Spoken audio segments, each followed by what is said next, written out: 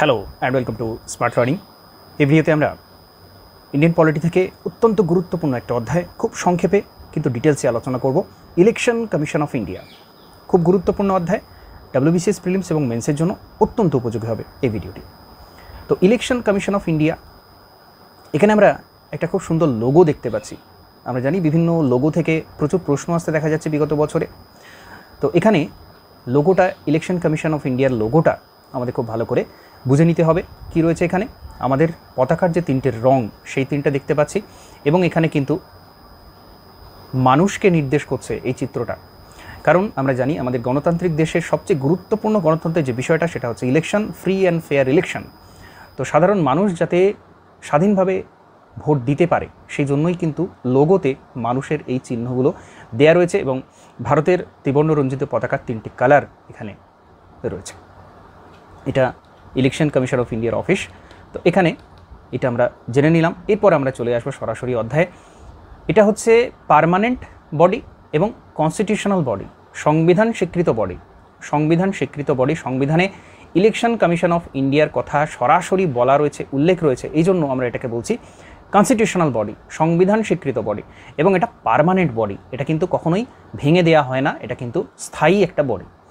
কোথায় বলা রয়েছে? আর্টিকেল 324, আমাদের সংবিধানে আর্টিকেল 324 এই ইলেকশন কমিশন তৈরির কথা বলে থাকে। Article 324 of the constitution establish the election commission of India. Election commission of India তৈরি করে আর্টিকেল 324। এটা কবে তৈরি হয়েছিল? 25শে জানুয়ারি 1950-এ। খুব গুরুত্বপূর্ণ একটা ইনফরমেশন। ঠিক প্রজাতন্ত্র দিবসের আগের দিন 25শে জানুয়ারি 1950 এটা কিন্তু স্ট্যাবলিশড হচ্ছে। সরাসরি এটা ফ্যাকচুয়াল কোয়েশ্চেন জিজ্ঞাসা করা হতে পারে। আচ্ছা, supervises the conduct of election to parliament and legislature of every state and the election to the office of president and vice president of India. তো এই যে election commission of India, ECI এর কথা বলা হচ্ছে, এটা কিন্তু election commission of India, state election commission নয়। স্টেট ইলেকশন কমিশন একটা আলাদা বডি। তো ইলেকশন কমিশন অফ ইন্ডিয়া কোন কোন ইলেকশন করে থাকে, কোন কোন ইলেকশনের বিষয়টা দেখে থাকে? পার্লামেন্টের ইলেকশন, অর্থাৎ আমাদের যেটা লোকসভা ভোট আমরা বলে থাকি, যেটা সরাসরি মানুষ ভোট দেয়, লোকসভা ভোট, সেটা কন্ডাক্ট করে থাকে। লেজিসলেচার অফ এভরি স্টেট, প্রত্যেকটা রাজ্যের বিধানসভার যে নির্বাচন, সেটাও ইলেকশন কমিশন অফ ইন্ডিয়া করে থাকে। এবং প্রেসিডেন্ট আর ভাইস প্রেসিডেন্টের ইলেকশনও কিন্তু এই ইলেকশন কমিশন অফ ইন্ডিয়া করিয়ে থাকে। আর তাহলে স্টেট ইলেকশন কমিশন কি করে? স্টেট ইলেকশন কমিশন কিন্তু পঞ্চায়েত মিউনিসিপ্যালিটির যে ভোট, সেটা করিয়ে থাকে। তো election commission of India panchayat আর মিউনিসিপ্যাল বাদে অন্যান্য সমস্ত যে ভোটের বিষয়টা, সেটা দেখে থাকে। Consist of chief election commissioner and 2 election commissioners. Previously there are no election commissioners. এটা খুব গুরুত্বপূর্ণ একটা বিষয় যে 1989-এর পূর্বে একজনই মাত্র ইলেকশন কমিশনার ছিলেন ইলেকশন কমিশন অফ ইন্ডিয়াতে। সেখানে কিন্তু 3 জন ছিলেন না। বর্তমানে রয়েছেন 3 জন, একজন চিফ ইলেকশন কমিশনার এবং অন্য 2 জন কিন্তু ইলেকশন কমিশনার। এটা এখনকার স্ট্রাকচার। কিন্তু একটা সময় 1989-এর আগে একজনই মাত্র কমিশনার ছিলেন। যখন ভোটদানের বয়স 21 থেকে কমিয়ে 18 বছর করা হলো, তখন একজন ইলেকশন কমিশনের উপর প্রচুর চাপ পড়তে লাগলো। সেই কারণে এরকম আরও 2 জন নতুন ইলেকশন কমিশনার অ্যাপয়েন্টমেন্ট করা হয়েছে, অর্থাৎ 3 জন 3 মেম্বার এটা বডি। যদিও মেম্বার সংখ্যা কিন্তু ফিক্সড নয়, এটা কিন্তু বাড়ানো কমানো যেতে পারে। এই যে বাড়ানো কমানো হয়েছে, এটা থেকেই পরিষ্কার যে সংবিধানে কিন্তু ফিক্সড কতজন মেম্বার থাকবেন ইলেকশন কমিশনে, সেটা কিন্তু বলা নেই। এটা থেকেও প্রশ্ন জিজ্ঞাসা করা হতে পারে। এইবার এখানে অ্যাপয়েন্টমেন্টের বিষয়টা আমরা দেখব। কে অ্যাপয়েন্টমেন্ট করে থাকেন? অবশ্যই প্রেসিডেন্ট। সমস্ত গুরুত্বপূর্ণ যে পদগুলো, সেগুলো সব প্রেসিডেন্ট অ্যাপয়েন্ট করে থাকেন। Chief election commissioner and election commissioner, অর্থাৎ এই 3 জনকেই প্রেসিডেন্ট অ্যাপয়েন্ট করছেন। এদের টেনিয়ার কত? এদের সময়কাল কত? 6 বছর। এরা ফিক্সড টার্ম থাকে, এদের 6 বছরের টার্ম থাকে। 6 বছর অথবা 65 বছর পর্যন্ত এদের হচ্ছে টার্ম, যেটা আগে আসবে সেটা। Status, salary and parts of election commissioners are equivalent to জাজ of the Supreme Court of India. এখানে স্ট্যাটাসের কথাও বলা হচ্ছে এবং স্যালারির কথাও বলা হচ্ছে এবং আরও অন্যান্য যে সমস্ত সুযোগ সুবিধা সুপ্রিম কোর্টের যারা বিচারপতি তারা যেটা ভোগ করে থাকেন এখানে কিন্তু প্রত্যেক ইলেকশন কমিশনার সেটা কিন্তু ভোগ করতে পারেন। তো এখান থেকেই আমরা আরও বিষয় জানতে পারবো। আমাদের এই বিষয়টা বুঝতে হবে যে সুপ্রিম কোর্টের যিনি বিচারপতি তাদের যে স্ট্যাটাস, তাদের যতটা সমস্ত দিক দিয়ে তারা কিন্তু এই ইলেকশন কমিশনার তারাও কিন্তু সমকক্ষ এদের। তো এখান থেকে এর গুরুত্বটা বোঝা যাচ্ছে। Chief election commissioner can be remove from office only through impeachment by parliament. এটা খুব গুরুত্বপূর্ণ একটা বিষয় এবং মনে রাখার মতো বিষয় যে চিফ ইলেকশন কমিশনারকে কিন্তু চট করে রিমুভ করে দেওয়া যায় না। তাকে রিমুভ করতে হলে পার্লামেন্টের ইমপিচমেন্ট করতে হয়। ঠিক যেমন সুপ্রিম কোর্টের জাজকে রিমুভ করতে গেলে ইমপিচমেন্ট করতে হয় পার্লামেন্টে, একটা প্রসেস রয়েছে নির্দিষ্ট। চিফ ইলেকশন কমিশনারের ক্ষেত্রেও কিন্তু ঠিক সেম জিনিসটা হয়ে থাকে। কিন্তু অন্য যারা দুজন ইলেকশন কমিশনার রয়েছেন তাদের রিমুভ করাটা কিন্তু এই প্রসেসে হয় না। এই তফাৎটুকু মনে রাখতে হবে। মেন্সে এরকম প্রশ্ন কিন্তু জিজ্ঞাসা করা হতে পারে। তো শুধুমাত্র চিফ ইলেকশন কমিশনার কিন্তু এই ক্ষমতাটা ভোগ করে থাকেন। বাকি অন্যান্য ক্ষেত্রে তিনি সমকক্ষ। অন্যান্য ইলেকশন কমিশনের ক্ষেত্রে কিন্তু রিমুভ করার ক্ষেত্রে তিনি অনেক বেশি পাওয়ারের অধিকারী, অনেক বেশি ক্ষমতার অধিকারী। Other member can be remove by president consultant with the chief election commissioner. তো অন্য যে দুজন রয়েছেন তাদেরকে রিমুভ করতে গেলে প্রেসিডেন্ট করে থাকেন, চিফ ইলেকশন কমিশনারের সাথে কনসাল্ট করে তাদেরকে তিনি রিমুভ করতে পারেন। এখানে পার্লামেন্টের কোনো জায়গা আসছে না। President May appoint regional election commissioners in consultation with the chief election commissioner before election of the parliament or assembly. তো এখানে প্রেসিডেন্ট যদি মনে করেন তাহলে রিজিওনাল ইলেকশন কমিশনার নিয়োগ করতে পারেন। রিজিওনাল ইলেকশন কমিশনার পার্টিকুলার কোনো এরিয়াতে যদি মনে হয় চিফ ইলেকশন কমিশনারের সাথে কনসাল্ট করে প্রেসিডেন্টের যদি মনে হয় আরও election commissioner, regional election commissioner, extra election commissioner নিয়োগের প্রয়োজন আছে তাহলে তিনি কিন্তু এটা করতে পারেন। Regional election commissioner resign after the election. এরা কিন্তু স্থায়ী পদ নয়, এরা ইলেকশন হয়ে গেলে এরা কিন্তু রিজাইন দিয়ে থাকেন। Chief election commissioner can not hold any office of profit after retirement. Chief election commissioner কিন্তু রিটায়ারমেন্টের পরে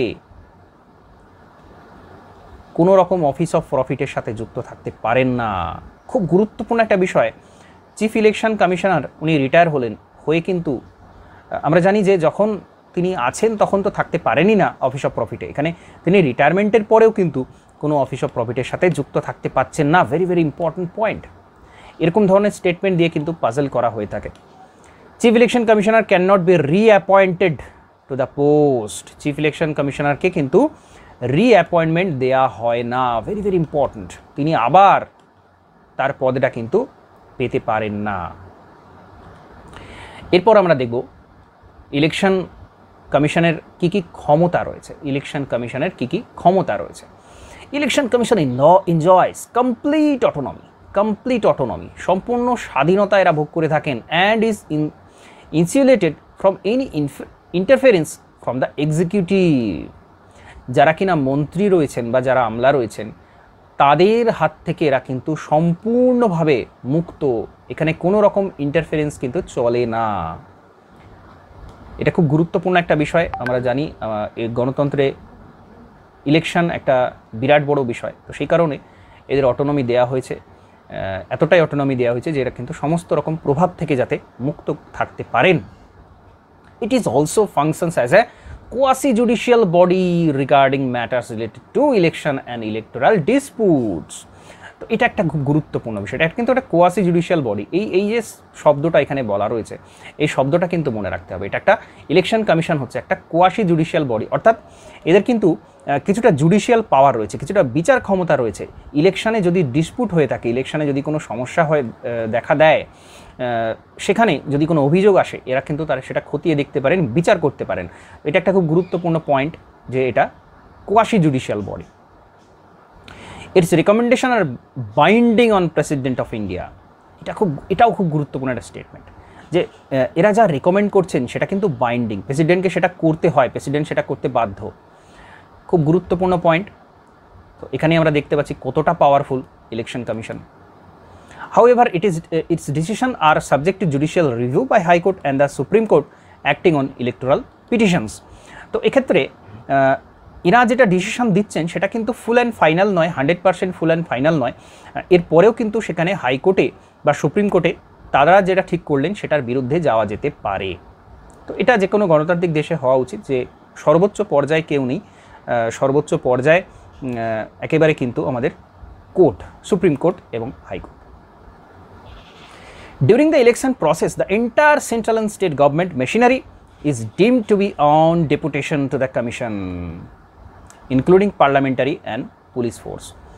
তো ইলেকশন প্রসেস যখন চলবে তখন সমস্ত সেন্ট্রাল এবং স্টেট গভর্নমেন্ট, যখন পার্লামেন্ট ইলেকশন চলছে তখন সেন্ট্রাল গভর্নমেন্ট পুরোপুরি এবং স্টেট গভর্নমেন্টের যে মেশিনারি চলছে সেটা কিন্তু তারা পুরোপুরি কমিশনের নিয়ন্ত্রিত, কমিশন যা বলবেন তারা কিন্তু সেগুলো দেখতে বাধ্য। কারণ হচ্ছে আমরা জানি যে সময় থেকে ইলেকশন প্রসেস শুরু হয়, ইলেকশনের দিনক্ষণ ঘোষণার থেকে যে মডেল কোড অফ কন্ডাক্টটা শুরু হয়, সেক্ষেত্রে কিন্তু বহু নিয়মকানুন রয়েছে যেগুলো মেনে চলতে হয় এবং সেই ক্ষেত্রে কিন্তু তারা এই ইলেকশন কমিশনের কাছে তাদের জবাবদিহি করতে হয় যদি সেগুলো উল্লঙ্ঘন তারা করে থাকেন। তো তারা কিন্তু পুরোপুরি ইলেকশন কমিশনের কন্ট্রোলে তারা কিন্তু চলে আসেন। The commission takes effective control of government personnel, movable and immovable property for successful conduct of election. Government personnel অর্থাৎ আমরা জানি ইলেকশনের সময় বিভিন্ন যে গভর্নমেন্ট জব যারা করছেন তাদেরকে ব্যবহার করা হয় ইলেকশনের জন্য। তো গভর্নমেন্ট পার্সোনেল যারা রয়েছেন, মুভেবল ইমুভেবল প্রপার্টি যা রয়েছে সেগুলো কিন্তু ইলেকশন কন্ডাক্ট করানোর জন্য ইলেকশন কমিশন ইউজ করে থাকে। এবার দেখব ইলেকশন কমিশনের ফাংশনস, কী কী কাজ রয়েছে ইলেকশন কমিশনের। Demarcation of constituency is very very important. একজন প্রতিনিধি তিনি কতটা জায়গা তার থাকবে সেই যে ডিমার্কেশন এরিয়া সেটা কিন্তু এটা ঠিক করে থাকে ইলেকশন কমিশন। কতটা তার এলাকা হবে, এই এলাকা থেকে তিনি নির্বাচিত হয়ে আসছেন, তার সীমারেখা কতটা হবে সেটা ডিমার্কেশনটা কিন্তু ইলেকশন কমিশনের হাতে থাকে। প্রিপারেশন অফ ইলেকটোরাল রোল, যারা ভোট দিচ্ছেন তাদের তালিকা তৈরি করা বা যারা মৃত তাদের তালিকা থেকে বাদ দেওয়া, নতুন তালিকায় তোলা, এই কাজটা ইলেকশন কমিশনের কাজ। Issue notification off election dates and schedules, কবে ইলেকশন হবে, কি শিডিউলে ইলেকশন হবে তার নোটিশটা কিন্তু এরাই জারি করে থাকেন। Establish and enforce code of conduct, যেটা আমরা মডেল কোড অফ কন্ডাক্ট বলি, যে নিয়মকানুনগুলো যেদিন ভোট ঘোষণা হলো সেদিন থেকে শুরু হয়, সেটা কি কি হবে, কি কি নিয়মকানুন থাকবে সেটা নির্দিষ্ট করা ইলেকশন কমিশনের কাজ। Scrutiny of nomination papers of candidate, যারা নমিনেশন পেপার দিচ্ছেন, যারা ভোটে দাঁড়ানোর ইচ্ছা প্রকাশ করছেন তাদের পেপারগুলো চেক করে দেখা, স্ক্রুটিনি করা। ইলেকশন এক্সপেন্সেস, ইলেকশন এর জন্য কোন পার্টি কত খরচ করছে, ঠিকঠাক করছে কিনা, সেই নিয়মকানুন তারা মানছে কিনা সেটাও কিন্তু এই ইলেকশন কমিশন দেখে থাকে। Allot symbol and accord recognition to political parties, খুব গুরুত্বপূর্ণ একটা কাজ। সিম্বল, প্রত্যেকটা ইলেকশন যারা দাঁড়াচ্ছে প্রত্যেকটা দল তাদের সিম্বল কি হবে এবং তাদের পলিটিক্যাল পার্টি সেই যে সিম্বলটা তাদেরকে অ্যালট করা, তারা সেই সিম্বলটা পাবেন কিনা সেটা দেয়া, সেটা কিন্তু ইলেকশন কমিশনের কাজ। Render advice to the president and governor regarding disqualification of MPs and MLAs, প্রেসিডেন্টকে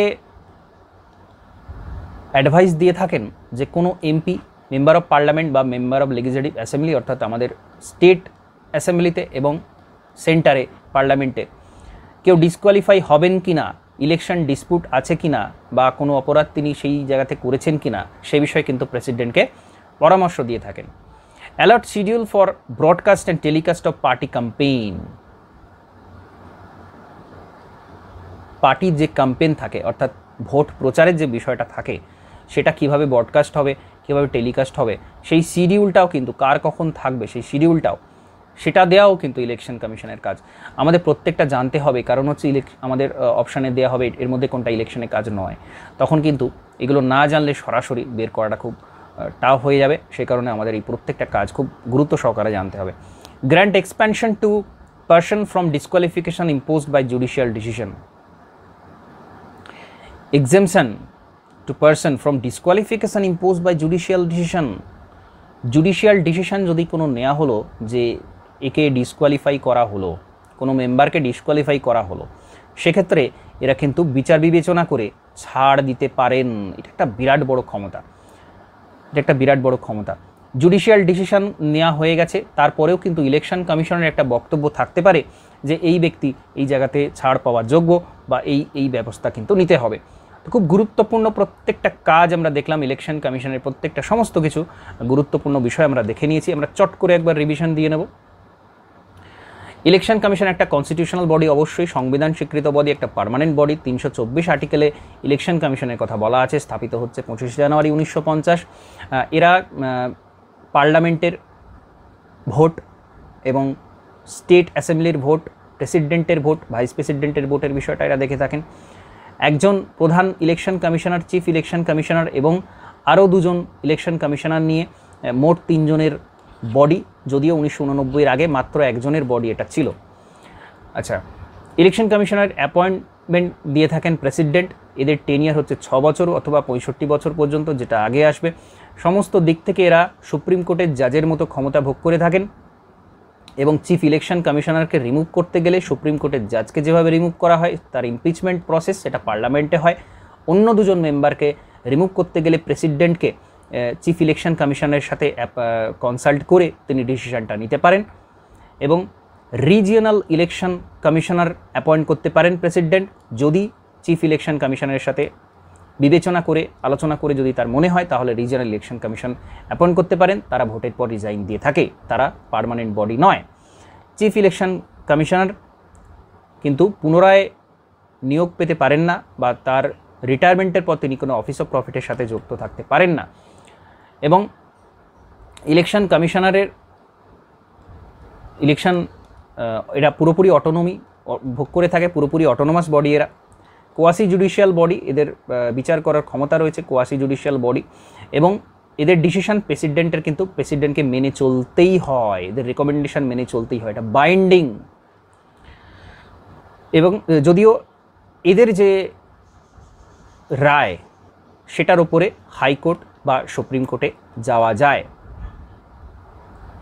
এবং যখনই ইলেকশন এর বিষয়টা ঘোষণা হয়ে যাচ্ছে তখনই কিন্তু সমস্ত বিষয়গুলো এদের হাতে, ইলেকশন কমিশনের হাতে সেই কন্ট্রোলটা চলে আসছে এবং তারা সমস্ত গভর্নমেন্ট প্রপার্টি, গভর্নমেন্ট পার্সোনালকে ব্যবহার করতে পারছে ইলেকশন কন্ডাক্ট করার জন্য। আচ্ছা, ইলেকশনের ক্ষেত্রে কনস্টিটিউয়েন্সি ডিমার্কেশন এটা করে থাকে ইলেকশন কমিশন। ইলেকটোরাল রোল তালিকাটা প্রস্তুত করে থাকে, কারা ভোট দিচ্ছে কারা দিচ্ছে না, এবং ডেট শিডিউল ঠিক করা থেকে শুরু করে মডেল কোড অফ কন্ডাক্ট থেকে শুরু করে নমিনেশন পেপার চেক করা, ইলেকশনের খরচ কত হয়েছে সেটা স্ক্রুটিনি করে দেখা, ইলেকশন সিম্বল দেয়া বিভিন্ন পার্টিকে, এমএলএ এবং এমপিদের ডিসকোয়ালিফিকেশনের বিষয়টা খতিয়ে দেখা, প্রেসিডেন্টকে অ্যাডভাইস দেওয়া সেই বিষয়ে, এবং ইলেকশন ক্যাম্পেইন কীভাবে ব্রডকাস্ট টেলিকাস্ট হবে তার শিডিউল তৈরি করা, এবং সর্বোপরি জুডিশিয়াল ডিসিশনের ওপরেও কিন্তু তাদের একটা বক্তব্য থাকে, এক্সেমশন তারা কিন্তু দিতে পারেন কোনো ব্যক্তিকে ডিসকোয়ালিফিকেশনের বিষয়। এটা একটা ইলেকশন কমিশনের বিরাট বড় ক্ষমতা। তো এর সাথে সাথে আমরা ইলেকশন কমিশন সম্পর্কে সমস্ত বিষয় খুব সংক্ষেপে কিন্তু ডিটেলসে আলোচনা এখানে সমাপ্ত করছি। নমস্কার, ধন্যবাদ।